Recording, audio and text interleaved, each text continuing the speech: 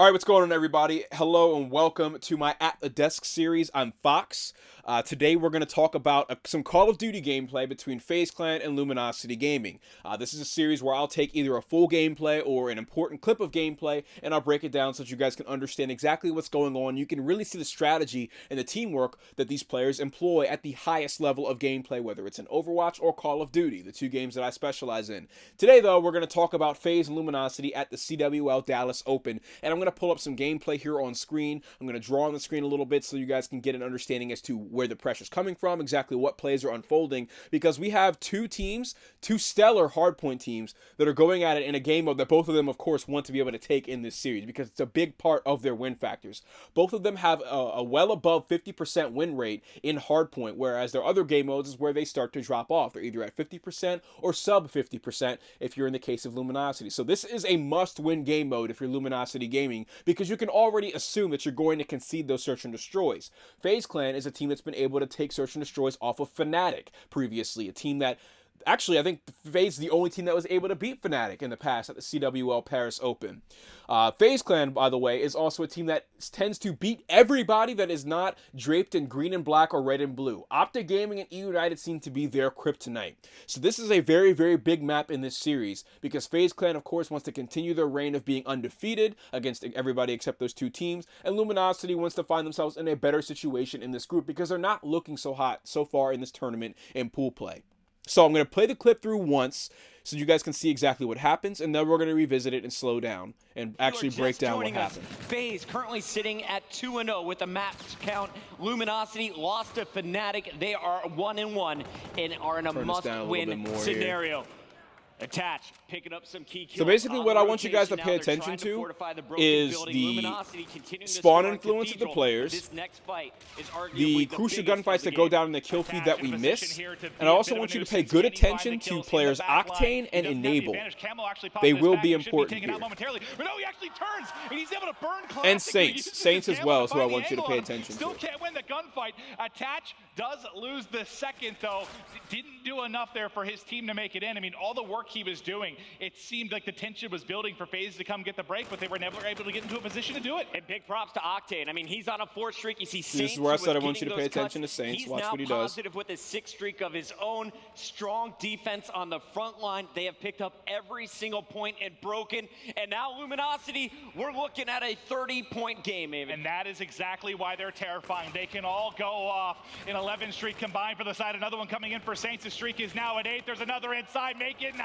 He's got Centurion. He's got full. All right, so basically what happens after this is I'll go ahead and fast forward and show you. But basically, FaZe gets a lot of control. Like, they do really well on this hardpoint hill right here. I mean, this hallway hill right here. But then once we get back over to bridge, of course, because if you saw how streaked out Saints was, that's where Luminosity just ends the game because of that. There's nothing that FaZe could do. They built up a massive advantage right there. And the rest of the Luminosity players are able to get into position and close it out. So now we're going to actually play through it and break down what happened. And I'm going to go ahead and explain to you guys how they made all that shit work. Just got to keep rewinding a bit here. Okay, so again, pay attention to your mini-map. I will be drawing some things on screen so you guys can have a better understanding as to what's going on. So here we have the Cathedral hardpoint, right? We're in the closing seconds of it, the final 20 seconds. This is where players usually start to rotate if they spawned out too far. This is where the closest players will try and win just that 1 or 2 crucial gunfights so they can get the scrap time, right? That is the overall goal in this situation. So let's see how it plays out. FaZe currently sitting at 2-0 with a match count. All right, Enable goes through. He loses that gunfight. So Luminosity is going to get hill time here. So with LG players being right here on this point, nobody being on bridge, but them still having line of sight of it, and then LG players influencing this part of the map, they have to know all of the pressure from FaZe should be coming from this section. Right? They're not going to try and push this anymore for the scrap time because there's so little time left, and they absolutely understand how crucial this next hardpoint is.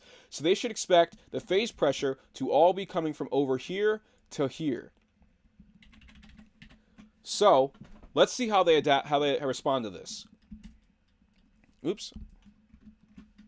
Sorry, there's a lot of hotkey pressing and shit going on right now, and it's like a nightmare. Scenario. Attach, picking up some. All right, so Attach is the last alive from that last engagement. his teammates, he just watched them all die, so he's well aware that they're not in range to help him. They're all spawning up back here.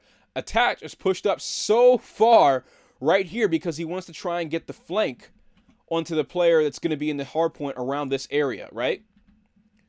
So knowing this, knowing that he's so far away, he realizes how important his life is right here. He realizes he has to stay alive. He can't just push in and trade out that kill because there's not going to be anybody that can respond to it, and it won't matter. So let's see how he plays this. Trying to fortify the broken building. Luminosity continuing to score Cathedral. Good start. So if there were any birds or anything back there, he definitely shot them right out of the sky. It's no problem. Let me go ahead and mute this. Actually, I don't want them talking over me. Sorry, Puckett. All right, so you can see he's stuck here. He realizes there's nothing he can do. He can't just push in because he'll die. He'll get outgunned. Either that or he'll get traded out, and then the rest of his team still have to play at a man disadvantage because the trading will be in favor of LG. So he stays. This is where LG pounces on the FaZe push. They get the first kill, and then Classic also goes back here, pops his camo to try and take down Attach. He loses that gunfight, but it doesn't really matter because the first kill went in favor of Luminosity, and they just continued to get the kills in their favor ever since then. And again, Attach can't do anything sitting back here. So now, once those kills go down, let's take a look at where the LG players are at and where the FaZe players might be. So the LG players are calling out their spawns, they're looking at their minimap, and they're seeing, hey, we have spawn influence all over here, right? This is the only part of the map we have control over. So that means the FaZe players have to be spawning somewhere in this area, generally speaking. So that's why you're going to see all of the LG players adjusting and responding to it, because before the way it was LG was up here and FaZe was down here. Now, obviously, that's switched. So let's go ahead and look at how they respond to it. You can see the rest of the LG players gravitating over towards it. They're able to catch, Clayster, who was completely caught off guard on curve, but they read the spawns. They were able to kill them ahead of time, and so now there's just 2 players against all 4 of the LG players, and they have no idea where they're at. They have no clue. So these 2 FaZe players are trying to value their lives and stay alive and run away. Saints catches them just as they do that, and because they read those spawns, Saints knows that he can make that play and get the double kill. Now, again, Luminosity positioned for defense. Saints is in a very good situation where he can act as the front line, but he's probably going to opt to try and bait out his teammates and just play very passive here so he can get his score streaks. Because take a look at the bottom right-hand corner of the screen. If he can just stay alive here and just pre-aim and wait for someone to turn the corner and just, not pull too much aggro onto him by jumping around and stuff, he can stay alive for streaks and end the game by himself. So he does just that, turns around. FaZe players weren't checking those corners, and he's able to get himself fully streaked out. That's huge, because on this next hard point, we're going to see FaZe really turn up and start to make this game a little bit closer than what it was. We're going to see some big kills out of Clayster, and then it's actually going to be important as to how much time they get on this hill leading into bridge. Classic here is able to find 2 kills. He has a score streak, so that's going to delay the FaZe push even more, and every second matters when only 10 seconds separate you and your team from victory. So again, this is where we see Clay come through, big double kill, and now it's up to FaZe to try and read the spawns of Luminosity. They have a good idea as to where they could be coming from here, so it's all going to come down to Zuma's patience. Also, see here, he challenges it. He comes out on top in the gunfight. That's a very, very big win for Zuma. And see, now we see FaZe. They're starting to get a lot of time on the hard point. Let's go ahead and fast forward a little bit, because right here you basically just see Clayster shit on people. All right, yep, business as usual. Big double kill. 3, triple kill out of him. All right, this dude's just a fucking fly swatter. So now we go over to the point where I said this is where the score sheets are going to come into play, right? FaZe gets the early setup on here, but LG lets them get that setup because score streaks are going to come in and they're going to force them off anyway. So Saints gets the first kill, Slack is able to follow it up as well, and this lets their NV4 player, who happens to be a secondary NV4 player, Classic, come up off spawn with an NV4 rather than a K-bar and get into a good position to close out the game. So you can just see right there, it was excellent, I feel like, communication out of the side of Luminosity Gaming. It was really good play calling out of them. Really good at noticing, like, the Saints is going on streaks. He needs to stay alive. He needs to value his life. And it's also just a big clutch factor coming out of Saints.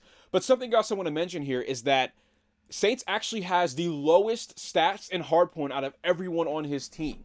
right? And so this is something that people talk about all the time. Octane had a fantastic weekend in Hardpoint. That's completely undeniable, and it shows in his stats. He has the highest KD, the highest, I think, hill time per game out of everybody on his team, despite having the highest KD.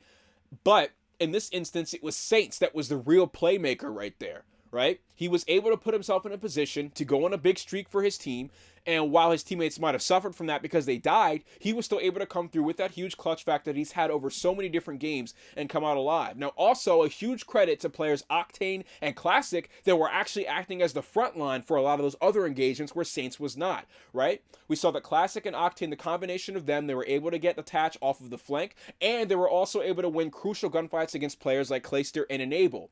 And Enable is a player for FaZe that LG absolutely had to shut down early on in these team fights because he himself was also having an excellent weekend for FaZe in Hardpoint.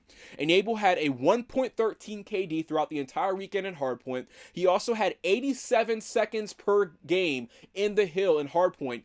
That is a colossal amount over everyone else on his team, including players like Attach, where his playstyle is more centered around that.